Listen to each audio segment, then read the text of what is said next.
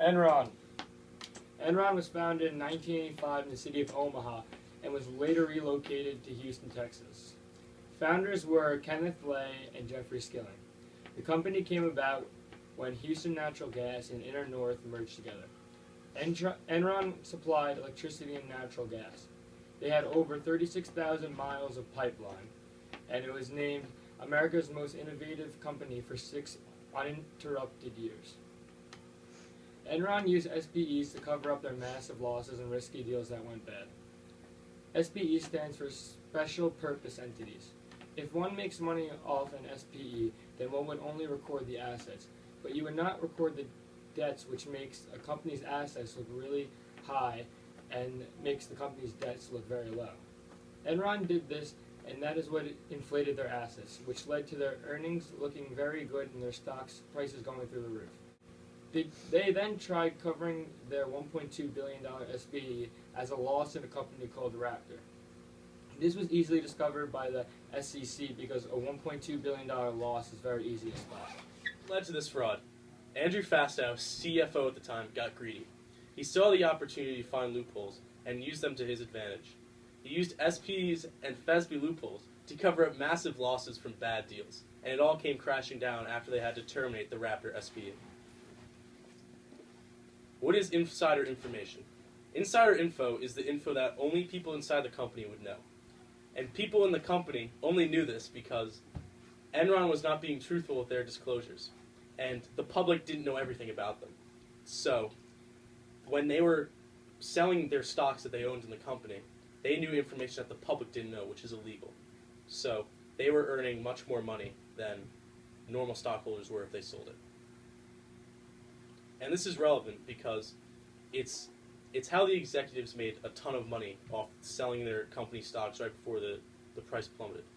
Many of the executives had that stock from stock options, which they could sell like stocks, but were able to get them at a discount, making their personal gains even larger. And former CEO Jeff Skilling had gained about $98 million from these artificially inflated stocks. Business ethics. This is the moral and ethical problems that arise in a business environment. Business fraud is the deception deliberately practiced to secure unlawful gains. They are both a civil and criminal wrong. Enron committed lots of frauds. They lied about their debts and assets to the public. They traded using insider information in order to get top dollar on their stocks. In return, the employees lost their jobs because Enron shut down. Consequences of the Enron scandal. 4,500 people lost their jobs.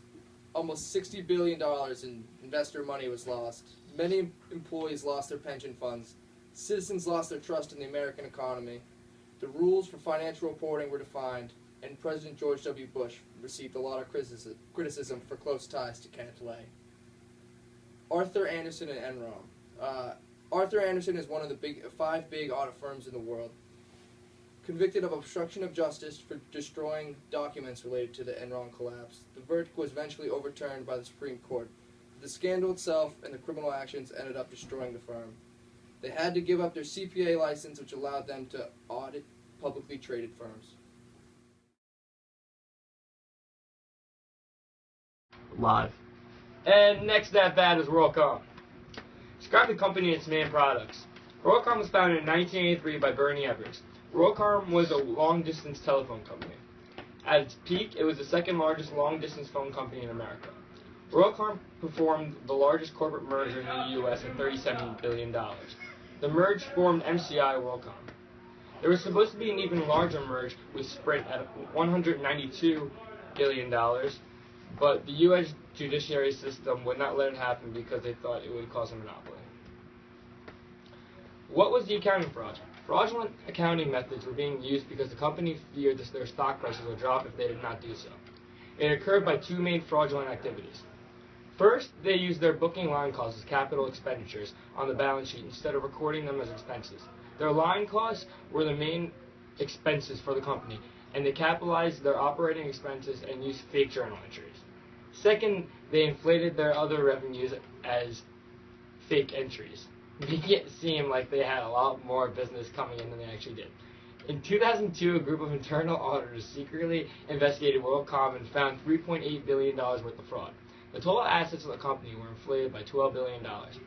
At this time, this was recorded as the largest accounting fraud present at that time. As of today, it's the second largest accounting fraud, right behind Bernie Madoff. Explain how it violated GAAP. WorldCom reduced its operating expenses by falsely releasing expenses held against operating expenses. And it falsely reduced its operating expenses by capitalizing certain expenses as capital assets. They also used fake accounting entries to cover up some of these expenses, and illegally capitalized operating expenses, and none of these practices followed GAAP. What led to this fraud? Bernie Ebbers had a desire to build and protect his financial condition. So, he had to continually show growing net worth. He saw opportunity to take money and went for it. This scandal was one of the major factors behind why the Sarbanes-Oxley Act was passed. They were only caught because of an internal edit. Now you may ask who was involved in all this shenanigans. Well, I'll tell you. The fraud of WorldCom involved the CEO, the CFO, and the Director of General Accounting. Bernie Ebbers, the CEO, was sentenced to 25 years in prison for leading the largest corporate fraud in U.S. history. It was the toughest sentence imposed on an executive since the fall of Enron in 2001, which touched off a record-breaking wave of business scandals. The CFO, Scott Sullivan, ex-WorldCom officer, sentenced to 5 years in accounting fraud. And the general accounting manager, David Myers, was sentenced to 1 year and 1 day in prison. Arthur Andersen and WorldCom. There was a massive decrease in earnings. The CEO, the CFO, and the manager of general accounting used fraudulent accounting methods to hide the fall of their earnings and maintain stock prices. Andersen withdrew their accounting opinion on the WorldCom account in 2001. Earnings management and fraud. Earnings management comprised of smoothing out the fluctuations in earnings so that potential investors weren't turned away by one scary number. Earnings management is legal, but fines can be issued for the firm if there is mismanagement of the earnings. Fraud is illegally falsifying accounting documents for personal gain.